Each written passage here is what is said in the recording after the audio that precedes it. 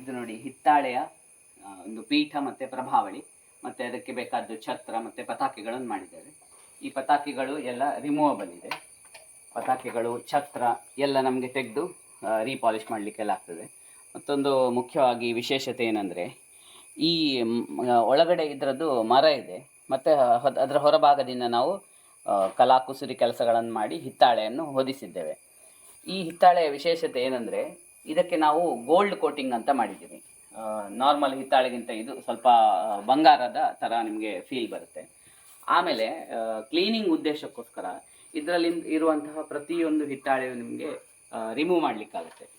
Remove ಮಾಡಿ ಸ್ಕ್ರೂಗಳಿರುತ್ತೆ, ಆ ಸ್ಕ್ರೂಗಳನ್ನು ತೆಗೆದು ರಿಮೂವ್ ಮಾಡಿ ನೀವು ಕೊರಿಯರ್ ಮಾಡಿದರೆ ನಮ್ಮ ವರ್ಕ್ಶಾಪಿಗೆ ಬರುತ್ತೆ. ನಾವು ಅದನ್ನು ರೀಪಾಲಿಷ್ ಮಾಡಿ ನಿಮಗೆ ಕಳಿಸ್ತೇವೆ. ನಂತರ ಅದೇ ತೂತುಗಳಿಗೆ ನೀವು ಸ್ಕ್ರೂ ಹಾಕ್ಕೊಂಡ್ರೆ ಆಯಿತು. ಇದು ನೋಡಿ,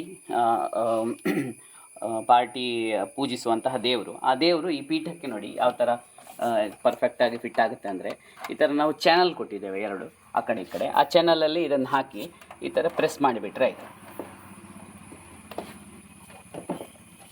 ಪರ್ಫೆಕ್ಟಾಗಿ ಗಟ್ಟಿಯಾಗಿ ಕೂತ್ಕೊಳ್ಳುತ್ತೆ.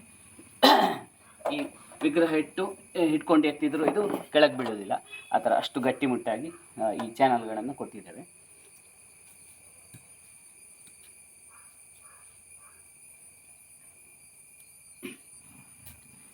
ನಮ್ಮದು ಅಡ್ರೆಸ್ ತುಂಬ ಜನ ಕೇಳ್ತಾ ಇದ್ರಿ ನೀವು ವಿಡಿಯೋಗಳಲ್ಲಿ.